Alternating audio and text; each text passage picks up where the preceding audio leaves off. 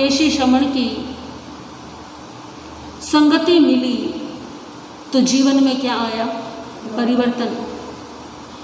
जो राजा अपनी जिज्ञासा को शांत करने के लिए किसी भी सीमा को तक जा सकता है, जो राजा केशी श्रमण को देख करके उनके प्रति ऐसे शब्दों का मन में विचार करता है कि मूर्ख ही मूर्ख की उपासना करते हैं, अज्ञानी ही अज्ञानी की बात को सुनते हैं, ऐसा राजा भी केशी श्रमण के ज्ञान से, केशी श्रमण के धैर्य से, केशी श्रमण के विवेक से, केशी श्रमण के उपालंब को भी क्या कर रहा है?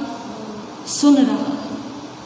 केशी श्रमण ने भरी सभा में प्रदेशी राजा को मूर्ख कह दिया कि तुम तो मुझे क्या लगते हो। इस बात पर तो राजा को अत्यंत क्रोध आना चाहिए था, परंतु ये सत्संगति का प्रभाव है। जो राजा प्रदेशी का क्रोध क्या हो रहा है? शांत हो रहा। बुरा तो लगा राजा को, अपमान अनुभव हुआ, परंतु जितना क्रोध आना चाहिए था या जितना क्रोध आ सकता था उतना क्रोध राजा को, यही तो गुरुजनों के सानिध्य में रहने का फल होता है। यदि जनवाणी सुने, ज्ञान को प्राप्त करे और जीवन में परिवर्तन भी ना आए तो जनवाणी सुनने का क्या लाभ है? कोई? केवल सुना और सुनकर के हमने आचरण में नहीं उतारा, सुनकर के उसे वैसे ही लौटा दिया तो परिणाम क्या हुआ? तो प्रदेशी राजा के धैर्य की परीक्षा हो रही है। अब परीक्षा कौन ले रहे हैं? केशी श्रमण ले रहे हैं। राजन, क्या तुम जानते हो कौन व्यवहारी है और कौन अव्यवहारी? व्यवहार कितने प्रकार का होता है? 4 प्रकार का व्यवहार होता है। 4 प्रकार का व्यवहार करते हैं लोग। जो दान देते हैं परंतु मीठी वाणी का प्रयोग नहीं करते। दूसरे प्रकार के लोग जो संतोषप्रद बोलते तो हैं, मीठा बोलते तो हैं, परंतु देते नहीं हैं। तीसरे प्रकार के लोग कौन से होते हैं? जो देते भी हैं और शब्दों का प्रयोग भी कैसे करते हैं? मधुर शब्द का प्रयोग करते हैं। चौथे प्रकार के लोग वो होते हैं, ना तो वो देते हैं और ना ही मीठा बोलते हैं। राजन, इनमें से कौन व्यवहारी है और कौन अव्यवहारी है? यानी किसका व्यवहार ठीक है और किसका व्यवहार ठीक नहीं है? भंते, इनमें से जो मीठा बोलता भी है और देता भी है वो सबसे उत्तम है, वो सबसे बढ़िया है। वैसा व्यवहार सर्वोत्तम है। जो केवल मीठा बोलता है, देता नहीं है, वो भी ठीक है, व्यवहारी है, क्योंकि देता नहीं, कम से कम मीठे शब्दों का उच्चारण तो करता है। और जो देता है परंतु मीठा नहीं बोलता, वो भी व्यवहारी है, वो भी ठीक है। क्यों? क्योंकि भले ही चलो मीठे शब्दों का प्रयोग नहीं कर रहा, परंतु कम से कम दे तो रहा है, सामने वाले का भला तो कर रहा है। अव्यवहारी है वो जो ना देता है और ना ही मीठा बोलता, वो अव्यवहारी है। केशी श्रमण ने सुना, ये ज्ञान की परीक्षा है प्रदेशी राजा की। ऐसा तो नहीं कि केवल राज सिंहासन पर बैठने मात्र से कोई राजा हो जाए। उत्तराधिकार में राज्य मिला है इसलिए राजा हो गया, ऐसा भी तो हो सकता है। परंतु राज्य चलाने के लिए, धर्म का पालन करने के लिए विवेक की आवश्यकता होती है। धर्म का पालन ऐसे नहीं किया जाता। एक पिता ने पुत्र को संपत्ति दे दी और पुत्र को संपत्ति मिल गई, ये तो संसार के कार्य है, पालन हो सकता है। पुत्र चाहे कैसा भी हो, पिता ने संपत्ति दी है, पुत्र क्या करेगा? उपयोग कर लेगा। परंतु धर्म कैसा है? धर्म कोई संपत्ति नहीं, धर्म तो अर्जित की गई पूंजी है जो स्वयं ही अर्जित करनी पड़ती है। एक गुरु अपने शिष्य को चाहे तो भी नहीं दे सकता जब तक शिष्य स्वयं आचरण ना करे। गुरु ज्ञान दे सकता है, गुरु मार्ग दे सकता है, परंतु चलना किसको है? शिष्य को स्वयं चलना है। धर्म कोई उत्तराधिकार में मिली वस्तु नहीं है जिस पर शासन किया जा सके, जिसका प्रयोग किया जा सके। एक पिता धार्मिक है, जरूरी नहीं कि उसका पुत्र भी क्या हो। एक पिता संपत्तिवान है तो उसका पुत्र भी संपत्तिवान होगा, क्योंकि पिता की संपत्ति किसकी है? पुत्र की है। परंतु एक पिता धार्मिक हो तो पुत्र भी धार्मिक हो तो आवश्यक नहीं है। एक गुरु तप करता है तो शिष्य भी तपस्वी हो, यह भी आवश्यक नहीं है। तो गुरु तो मार्ग दिखाते हैं। केशव श्रवण ये जानना चाहते हैं कि प्रदेशी राजा एक राजा होने के साथ साथ कितने विवेकवान हैं, कितने ज्ञानी है, क्या इन्हें व्यवहार और अव्यवहार का ज्ञान भी है या? क्योंकि धर्म का पालन करना कोई सरल कार्य नहीं है। धर्म का पालन वही कर सकता है जिसकी प्रज्ञा जागृत हो, जिसके अंदर विवेक हो। धर्म का पालन करने के लिए विवेक की आवश्यकता है। तो प्रदेशी राजा ने उत्तर दिए, संतुष्ट हुए केशव श्रवण। अब केशव श्रवण जो है प्रदेशी राजा का मनोबल बढ़ाने के लिए कहते हैं, राजन चिंता मत करो, मैंने तुम्हें मूर्ख कहा, परंतु तुम भी क्या हो? व्यवहारी हो, तुम अव्यवहारी नहीं हो। तुम मेरे प्रति विनय रखते हो, मैंने तुम्हें उपालंब दिया, परंतु तुमने फिर भी मेरे प्रति विनय भरे शब्दों का प्रयोग किया।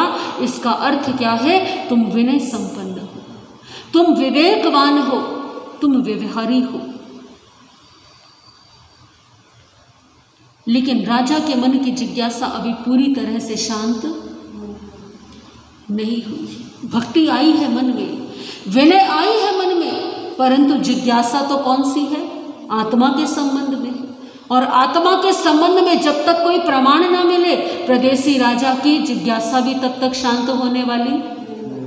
प्रदेशी राजा फिर हाथ जोड़ करके पूछने लगे, आप तो ज्ञानी हैं, निपुण हैं, मैंने आप जैसा ज्ञानी व्यक्ति इस संसार में नहीं देखा।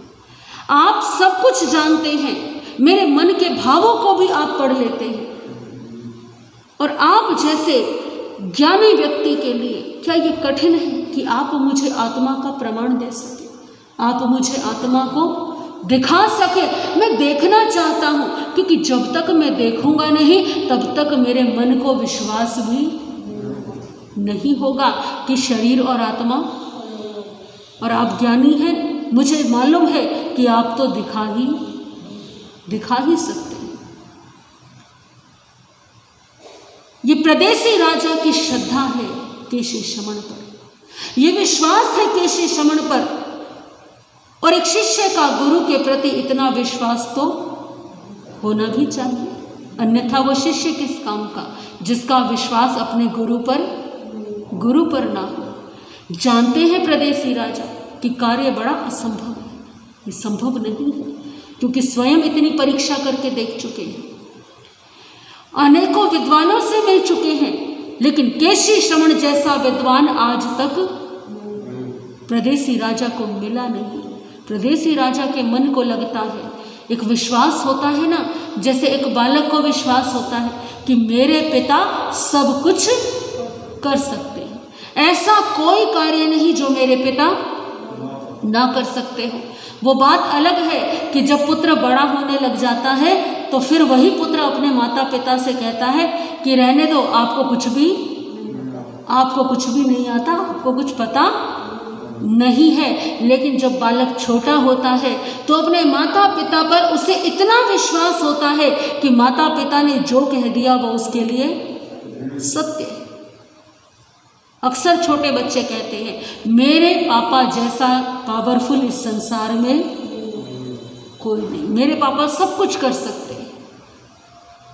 एक प्रदेशी राजा भी एक छोटे बालक की भांति ही केशी श्रमण के सामने बैठ करके विश्वास के साथ में, एक भरोसे के साथ में एक जिद कर रहे हैं कि आप मुझे क्या दिखा दीजिए, प्रमाण दिखा दीजिए, आत्मा का बस एक बार दिखा दीजिए।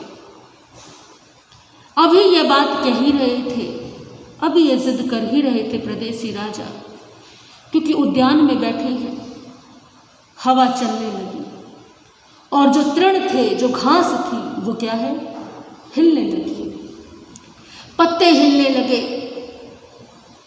वृक्ष जो है हिलने लगे। केशी श्रमण ने देखा आसपास के वातावरण को।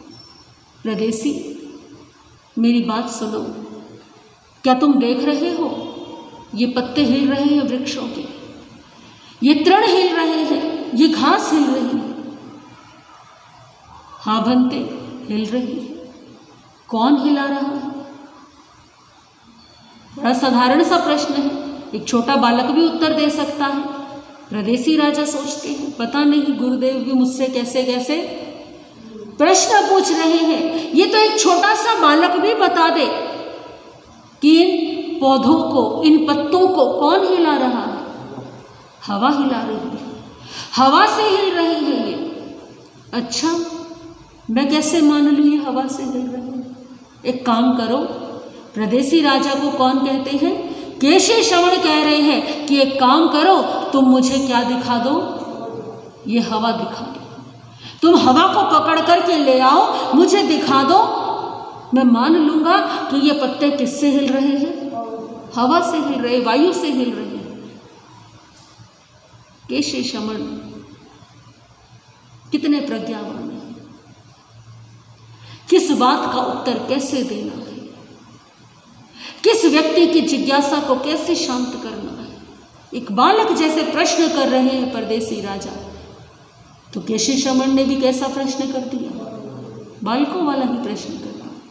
कभी कभी ज्यादा समझदार बनने से काम नहीं होता, एक बालक बनने से, बालक जैसा सरल बनने से काम हो जाता है।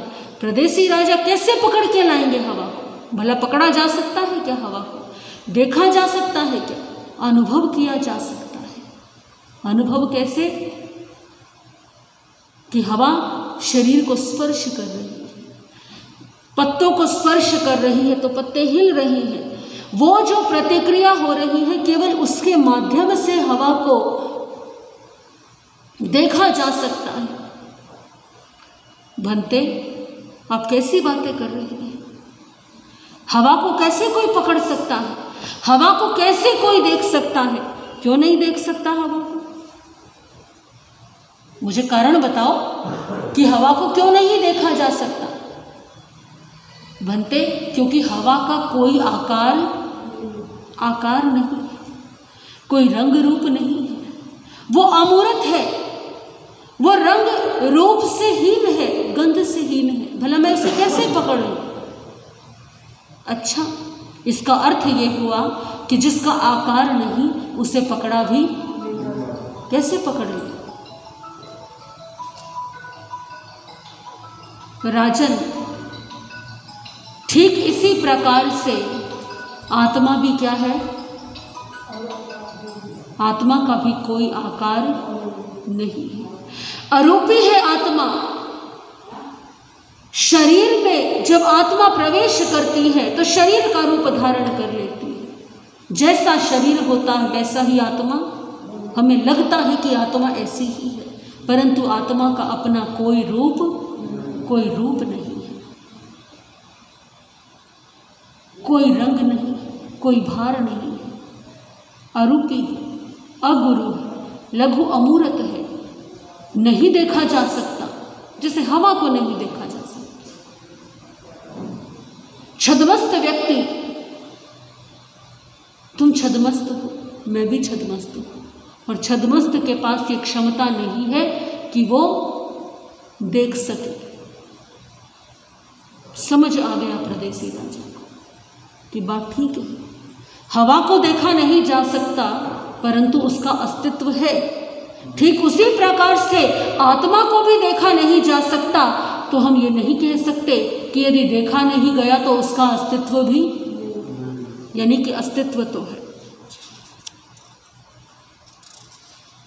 गुरुदेव फिर मेरे को एक बात और बताइए, मुझे एक प्रश्न का उत्तर और दीजिए। हाथी का शरीर इतना बड़ा होता है और चींटी का शरीर कितना होता है? बनते क्या इनमें अलग अलग आत्मा होती है? क्या हाथी में अलग आत्मा है? क्या चींटी में अलग आत्मा है? क्यों? क्योंकि दोनों का आकार में कितना बड़ा अंतर है, हाथी का शरीर और चींटी का शरीर।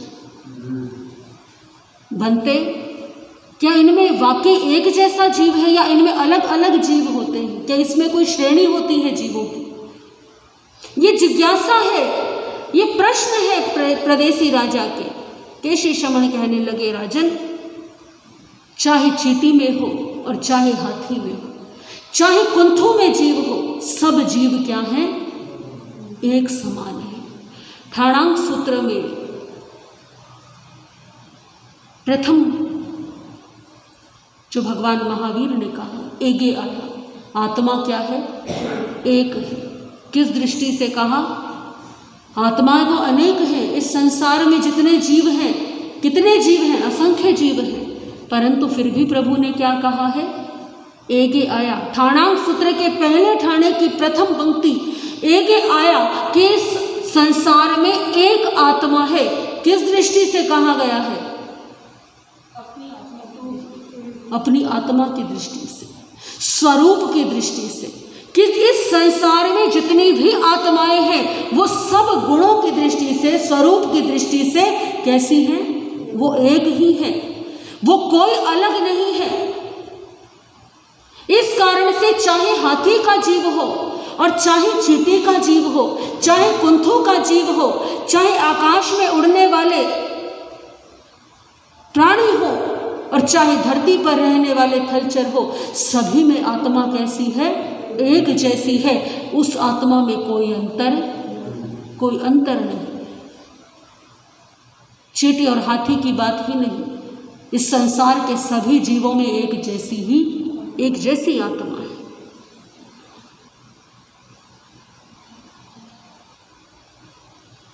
आप ऐसा कैसे कह सकते हैं?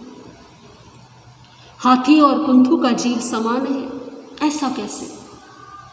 मैं कैसे मानूं? केशी शमन ने उदाहरण दिया। एक विशाल भवन है, एक विशाल कुटागारशाला है। राजन, तुमने उस कुटागारशाला के मध्य में एक दीपक प्रज्वलित कर दिया। उस दीपक का प्रकाश कहाँ तक जाएगा?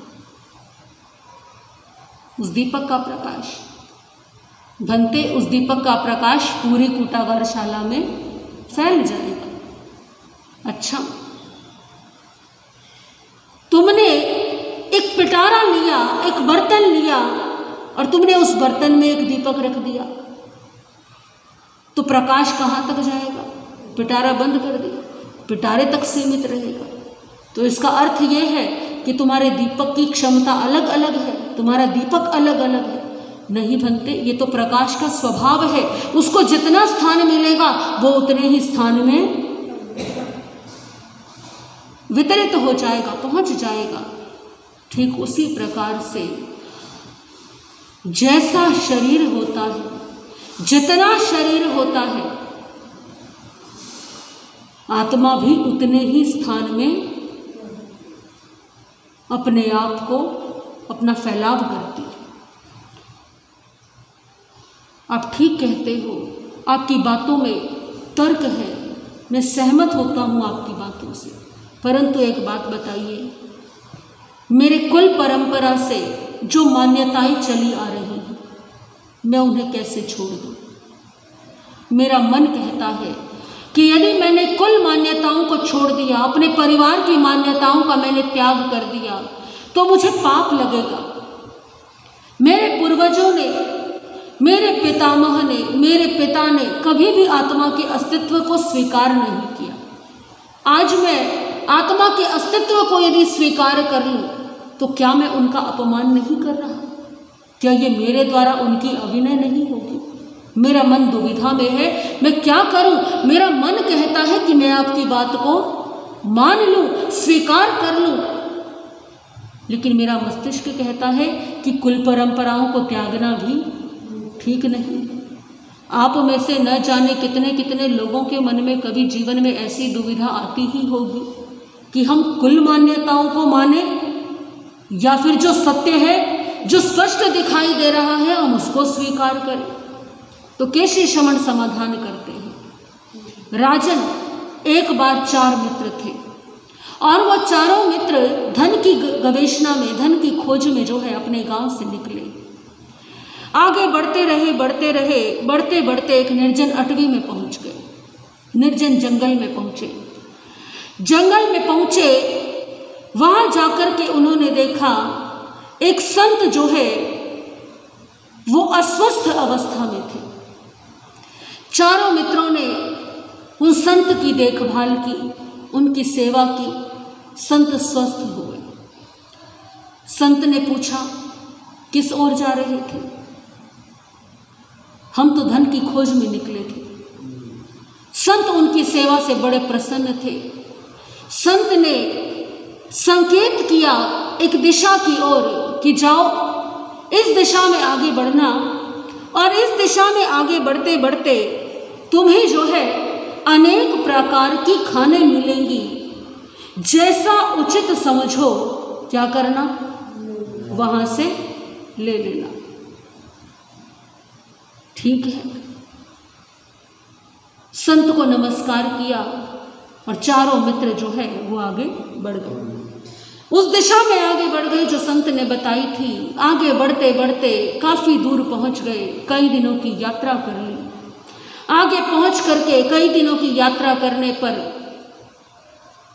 एक खान मिली, लोहे की खान। सबने देखा, अरे यहां पर तो क्या है, लोहा ही लोहा है। लोहा, एक काम करते हैं, लोहा भर लेते हैं, लोहा इकट्ठा कर लेते हैं, जाकर के इसको क्या कर देंगे, बेच देंगे, और जब बेच देंगे तो इससे क्या मिल जाएगा, धन मिल जाएगा। लोहा एकत्रित कर लिया सबने, जिसके पास जैसा साधन था सबने अपनी अपनी पोटलियां बांध ली।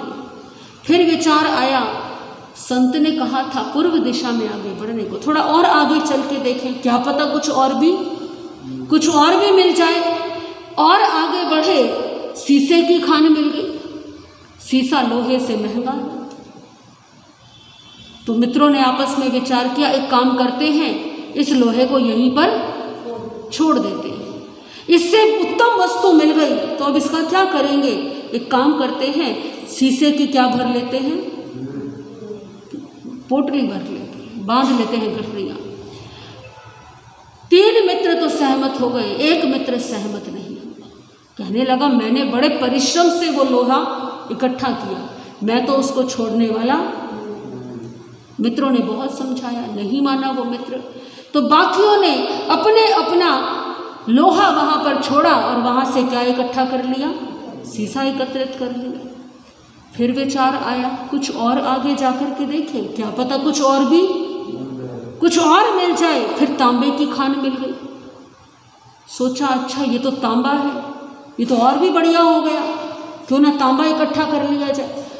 शीशा भी छोड़ा, फिर क्या इकट्ठा कर लिया, तांबा एकत्रित कर लिया। 3 मित्रों ने एकत्रित कर लिया, लेकिन जो एक मित्र है वो क्या कहता है, मैंने तो जो एक बार निश्चय कर लिया, मैं उसको छोड़ने वाला नहीं। कुछ और आगे बढ़े, चांदी की खान मिल गई, फिर चांदी भर ली। तीनों ने चांदी भर ली, एक के पास क्या है, अभी भी सोना भरा हुआ है। फिर कुछ और आगे बढ़े, सोने की खान भी मिल गई। आंखें खुली की खुली रह गई, अरे कहाँ तो हम लोहे के चक्कर में पड़े थे और कहाँ यहाँ पर सोने की खान है। समझाया बहुत अपने उस मित्र को कि छोड़ दो, ये लोहा किसी काम का नहीं है, ये कुछ भी नहीं है, सोना एकत्रित कर लो। नहीं माना। तीनों ने सोना एकत्रित कर लिया और एक ने क्या है, वो लोहा ही उठा करके चले जा रहा है। फिर और आगे बढ़े और हीरे की खान मिल गई। ओहो, आज तो भाग्य क्या हो गए, इससे ज़्यादा बढ़िया तो क्या ही मिलेगा। सोने की कहाँ कीमत रह जाती है हीरो के आगे। आपको भी यदि कोई सोना रख दे सामने और हीरे रख दे और आपको कहे इन दोनों में से कुछ ले लो, तो आप क्या लेंगे? हीरा ही लेंगे, फिर सोना क्यों लेंगे? तो सबने सोना छोड़ दिया और क्या ले लिए? हीरे भर लिए अपनी अपनी पोटली में, अपनी गठड़ी बांध ली अपनी। जगह कम घेरते हैं और मूल्यवान ज़्यादा होते हैं। तो जिससे जितना उठाया जा सकता था सबने हीरे भर लिए तीनों मित्रों ने। उस एक मित्र को भी बहुत समझाया कि भाई अभी भी समझ जा, छोड़ दे ये लोहा। मैं कैसे छोड़ दूँ? मैं नहीं छोड़ूंगा, ये तो मैंने सबसे पहले मुझे यही मिला था और जो मुझे सबसे पहले मिला है मैं उसका त्याग नहीं करूँगा। सब विचार करने लगे कि जिसकी किस्मत में जितना है उसको उतना ही मिलेगा। सब वापस लौट आए। वापस लौट करके सब ने क्या किया, जो वो हीरे लेकर के आए थे थोड़े थोड़े हीरे क्या कर दिए उन्होंने, बाजार में बेच दिए। खूब सारा धन आ गया, बड़ा महल जैसा मकान बनवा लिया, बढ़िया वस्त्र आभूषण खरीद लिए। और कमाने की भी क्या है ज़रूरत। इतने हीरे उनके पास में बच भी गए। तीनों मित्र समृद्ध हो गए और चौथे मित्र ने वापस आकर के क्या किया, जो लोहा लेकर के आया था उसको कितना खर्चा निकलेगा उससे। अब वो मित्र वापस आकर के अपने मित्रों को देखता कि इन्होंने तो बड़े बड़े मकान बनवा लिए, बड़े भवन बनवा लिए और मेरे पास क्या है, मेरे पास कुछ भी नहीं। राजन अब बताओ, वो व्यक्ति समझदार था या वो व्यक्ति मूर्ख था? भंते, वो व्यक्ति तो महामूर्ख था। भला हीरों के आगे, सोने के आगे, चांदी के आगे उसने क्या एकत्रित किया? लोहे को छोड़ देना चाहिए था और सोना, चांदी या हीरे ले लेने चाहिए थे। राजन, ठीक उसी प्रकार से यदि कोई कुल परंपरा या यदि कोई मान्यता ऐसी हो लोहे की भांति, तो उसका भार ढोने से अच्छा है कि क्या कर लो, उस मान्यता को छोड़ दो। जो मार्ग हीरे जैसा हो, जो मार्ग सत्य का हो, उस मार्ग का आचरण करने में ही भलाई है। राजन, केवली प्ररूपित धर्म सभी मान्यताओं और धारणाओं से बड़ा है। प्रदेशी राजा को समझ आ गया कि अब मुझे क्या करना है। प्रदेशी राजा ने अपने दोनों हाथ जोड़े। भदंत, मुझे केवली प्ररूपित धर्म प्रदान कीजिए। क्या है केवली प्ररूपित धर्म? क्या है धर्म का वास्तविक स्वरूप? और केशी शमन ने जैसे चित्त सारथी को केवली प्ररूपित धर्म, आगार धर्म और अनगार धर्म के बारे में परिचय दिया था, वैसे ही प्रदेशी राजा को भी परिचय दिया। प्रदेशी राजा ने श्रावक धर्म सुना, मन में श्रद्धा आ गई है। केवली प्ररूपित धर्म सुना, अब राजा ने चलने की तैयारी कर ली। राजा कहने लगे, अब मुझे क्या दीजिए, आज्ञा दीजिए, मैं चलता हूँ। केशी शमन ने फिर रोक लिया। केशी शमन कहते हैं, ऐसे तुम कैसे जा सकते हो?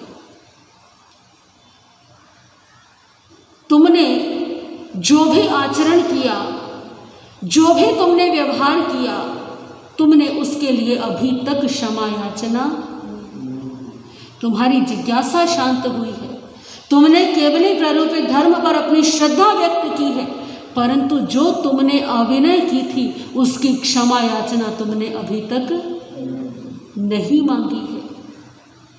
प्रदेशी राजा ने दोनों हाथ जोड़ लिए। कैसे क्षमा मांगे प्रदेशी राजा? देखिए, एक संत के चरणों में एक अज्ञानी भी क्या बन गया, ज्ञानी बन गया। अश्रद्धालु भी क्या बन गया, श्रद्धालु बन गया। एक कवि ने बड़े सुंदर शब्दों में कहा है गुरु की महिमा को, कि सतगुरु जो होते हैं वो जीवन का परिवर्तन कैसे करते हैं। मेरे सतगुरु दीन दयाल काग से हंस बनाते हैं। मेरे सतगुरु दीन दयाल काग से हंस बना है। मेरे सतगुरु दीन दयाल वो सोया भाग्य जगाते हैं। मेरे सतगुरु दीन दयाल वो सोया भाग्य जगाते हैं। अजब है संतों का दरबार कि देते जहाँ भक्ति भंडार। शब्द अनमोल सुनाते हैं कि मन का भ्रम मिटाते हैं। शब्द अनमोल सुनाते हैं कि मन का भ्रम मिटाते हैं।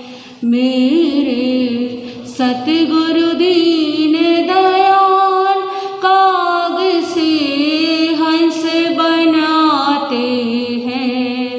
मेरे सतगुरु दीन दयाल काग से हंस बनाते हैं।